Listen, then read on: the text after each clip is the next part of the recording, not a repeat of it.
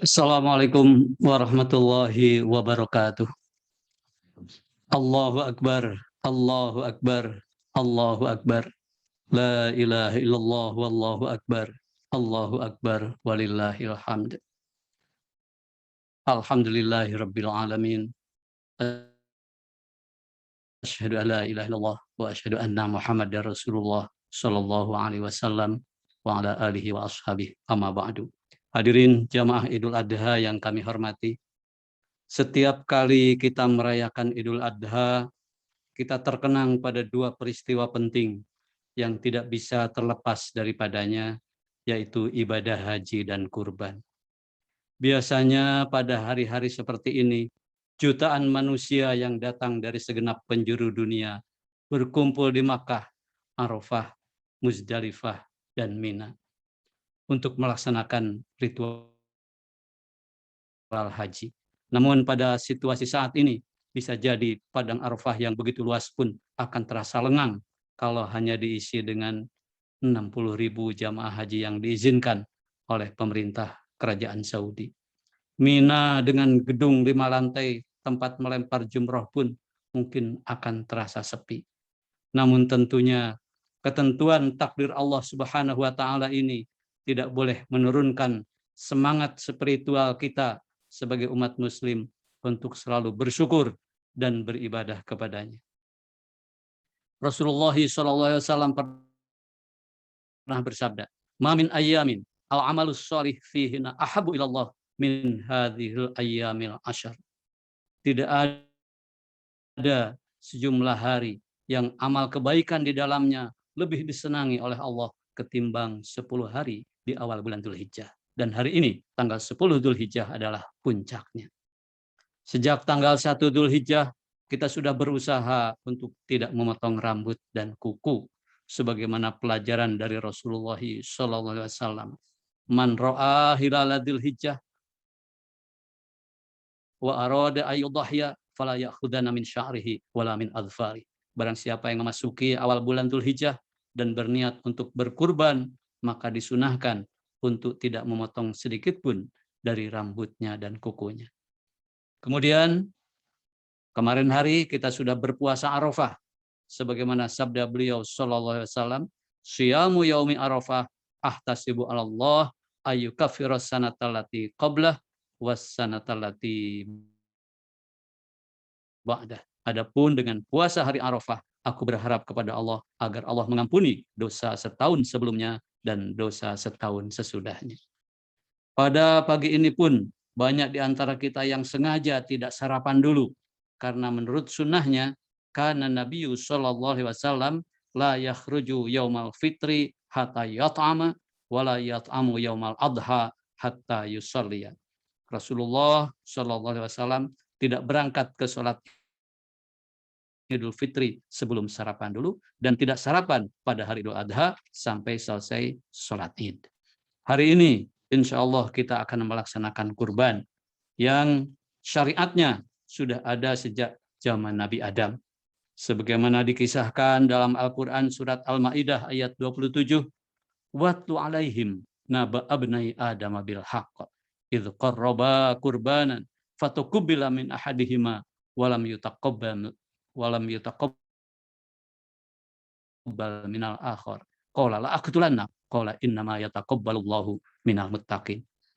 Bacakanlah Muhammad kepada mereka kisah yang sebenarnya tentang kedua putra Adam. Ketika keduanya mempersembahkan kurban, maka kurban Habil diterima dan kurban Qabil tidak diterima. Qabil berkata, "Sungguh aku akan membunuhmu." Habil menjawab, "Sesungguhnya Allah hanya menerima kurban dari orang yang bertakwa." Inilah yang harus kita camkan. Kurban yang akan kita laksanakan pada hari-hari ini agar dilandasi dengan ketakwaan. Bukan untuk pencitraan di mata manusia. Bukan agar dikagumi orang lain. Tapi semata-mata karena mengharap ridho dari Allah Subhanahu wa Ta'ala. Adapun kurban dengan menyembelih hewan ternak yang akan kita lakukan pada hari ini merujuk pada sunnah Nabi Ibrahim alaihissalam, sebagaimana riwayat hadis, "Ya Rasulullah, ma hadhil Allahi?" Qala sunnatu abikum Ibrahim. Qalu famalana fiha ya Rasulullah? Qala bikulli sya'ratin hasanah. Qalu fassuf ya Rasulullah? Qala bikulli sya'ratin minas suf hasanah. Ditanyakan kepada Rasulullah, ada apakah dalam kurban ini ya Rasulullah? Beliau menjawab, sunnah nenek moyang kalian, yaitu Nabi Ibrahim. Para sahabat bertanya lagi, apa yang kita dapatkan di dalamnya? Rasulullah menjawab, untuk setiap bulu kasar ada pahalanya. Kalau bulu halus, tanya mereka lagi. Rasulullah SAW menjawab, untuk setiap bulu halus pun ada pahalanya. Allahu Akbar, Allahu Akbar, Allahu Akbar. La ilaha illallah, wallahu akbar, Allahu Akbar, walillahil hamd. Hadirin jamaah Idul Adha yang kami hormati. Ketika Rasulullah SAW dan kaum muslimin berhijrah dari Makkah ke Madinah, tahun itu disebut sebagai tahun 1 dalam kalender Hijriah. Setibanya di Madinah, Rasulullah melihat bahwa orang-orang Madinah mempunyai kebiasaan bersukaria pada 2 hari raya, yaitu hari raya An-Nairuz di awal tahun kalender mereka dan hari raya Al-Mihrajan di pertengahan tahun mereka. Dari namanya saja, Nairuz dan Mihrajan, kita bisa menduga bahwa 2 kebiasaan ini berasal dari tradisi orang-orang Majusi di Persia. Meskipun orang-orang Madinah sendiri tidak melakukan upacara ritual pada 2 hari raya tersebut selain bersukaria dan makan-makan. Maka pada tahun kedua Rasulullah SAW tinggal di Madinah, beliau mengganti kebiasaan merayakan Nairuz dan Mihrajan tadi dengan Idul Fitri dan Idul Adha. Hadisnya an Anas bin Malik qala kana li ahli jahiliyah yaumani fi kulli sanatin yal'abuna fihima falama qadiman nabiyyu sallallahu alaihi wasallam al Madinah qala kana lakum yaumani tal'abuna fihima wa qad abdalakumullahu bihima khairam minhuma yaumal fitri wa yaumal adha. Anas bin Malik menceritakan bahwa kaum jahiliyah mempunyai 2 hari dalam setiap tahun saatnya mereka bersukaria. Ketika Rasulullah Shallallahu Alaihi Wasallam telah tiba di Madinah, beliau bersabda, kalian pernah punya 2 hari raya di mana kalian bersukaria. Sekarang bagi kalian kaum muslimin, Allah sudah menggantinya dengan 2 hari raya yang lebih baik, yaitu Idul Fitri dan Idul Adha.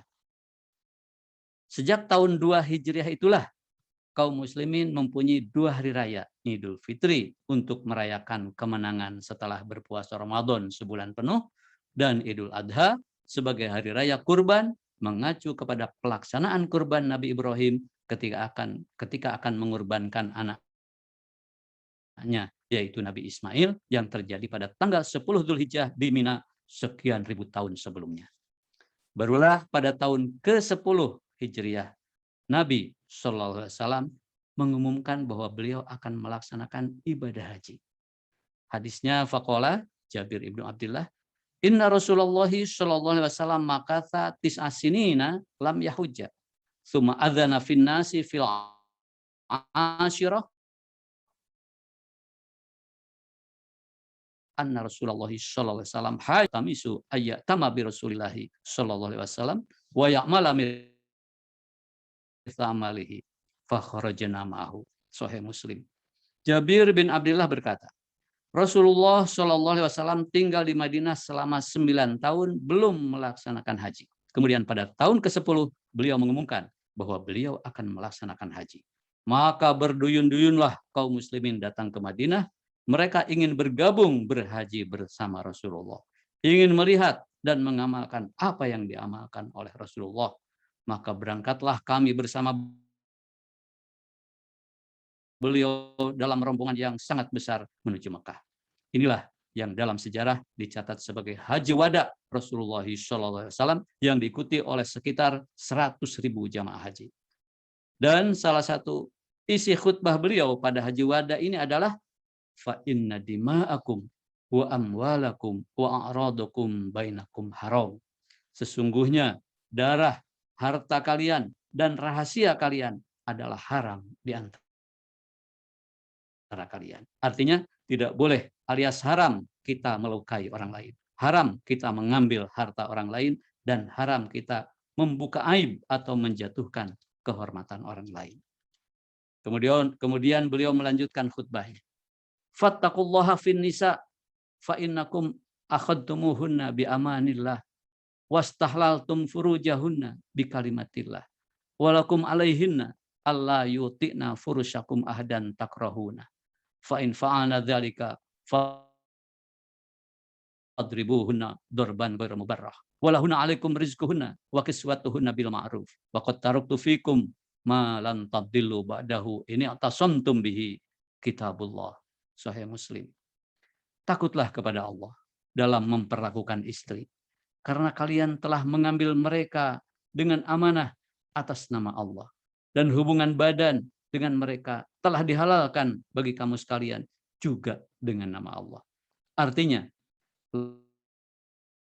lembaga pernikahan itu sakral karena dibina atas nama Allah, agar dijaga jangan sampai pecah gara-gara persoalan kecil. Sesungguhnya kalian mempunyai kewajiban terhadap istri kalian, dan istri kalian mempunyai kewajiban terhadap diri kalian. Kewajiban mereka terhadap kalian adalah mereka tidak boleh memberi izin masuk orang yang tidak kalian sukai ke dalam rumah kalian. Jika mereka melakukan hal demikian, maka pukullah mereka dengan pukulan yang tidak keras, tidak membahayakan.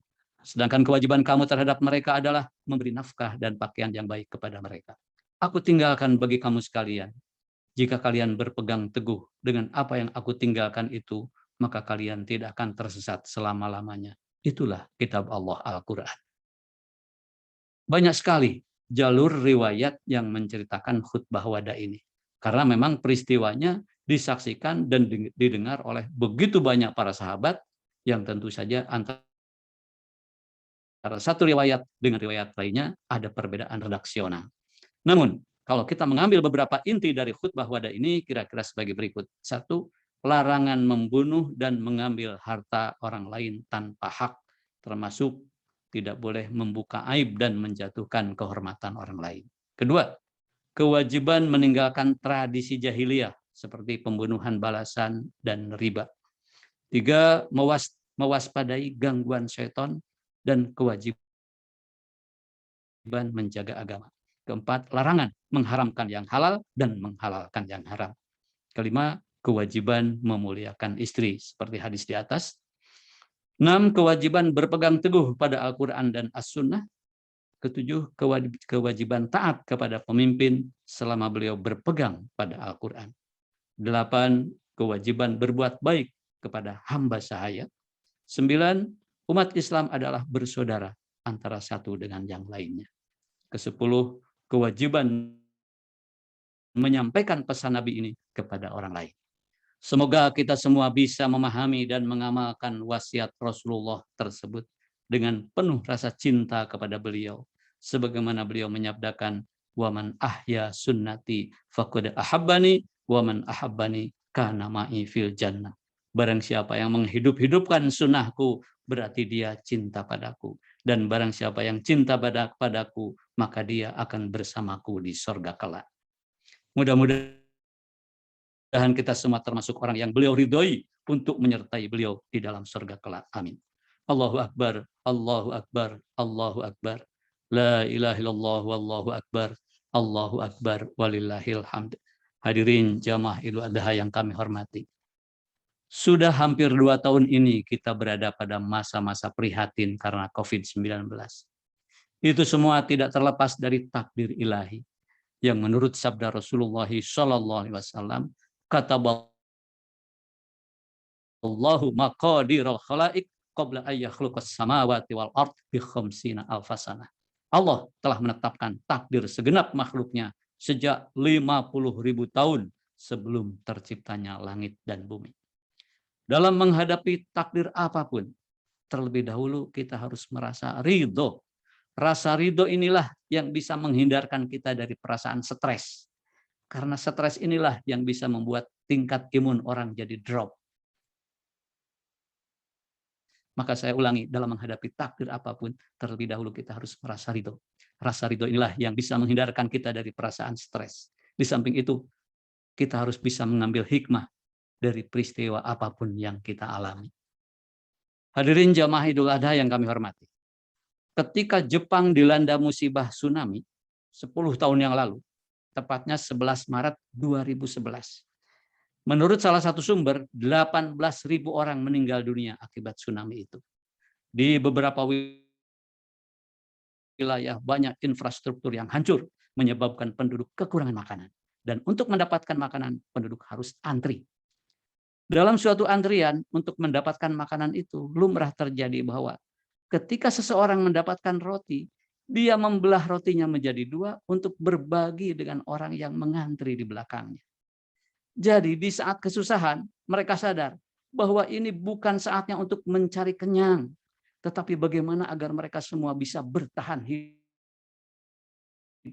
di masa-masa bencana seperti itu. Seperti halnya di masa pandemik di negeri kita sekarang ini. Integritas, kejujuran, akhlak, dan karakter manusia akan teruji.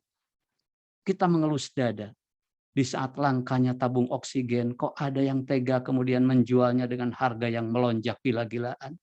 Di saat kosongnya persediaan obat-obatan, kok ada pihak-pihak yang malah sengaja menimbunnya untuk keuntungan pribadi. Kok ada pihak-pihak yang tega memanfaatkan kepanikan masyarakat untuk menjual produk-produk yang belum terbukti dan teruji manfaatnya untuk melawan COVID. Seakan-akan mereka punya moto, inilah saatnya untuk mengenyangkan diri sendiri, walau harganya adalah nyawa orang lain. Mestinya sebagai bangsa yang menjunjung tinggi akhlak dan kemanusiaan, maka moto kita adalah, ini bukan saat untuk kenyang, tetapi untuk survive, mempertahankan kehidupan dan keselamatan bersama. Dan mempertahankan kehidupan satu jiwa saja,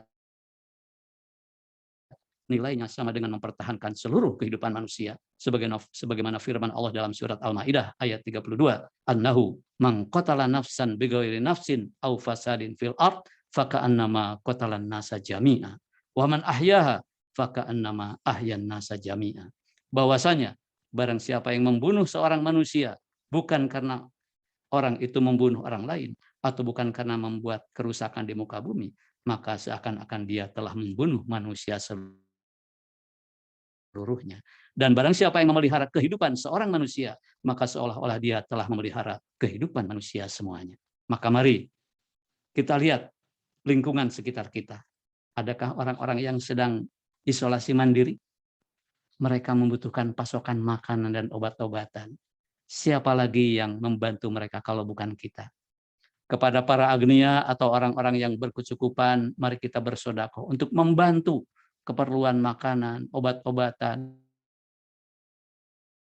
malah mungkin juga tabung oksigen dan isinya untuk saudara-saudara kita, baik yang isoman di rumah masing-masing maupun yang diisolasi di Wisma Atlet dan yang dirawat di rumah sakit dengan dikoordinasi oleh pengurus majelis taklim masing-masing.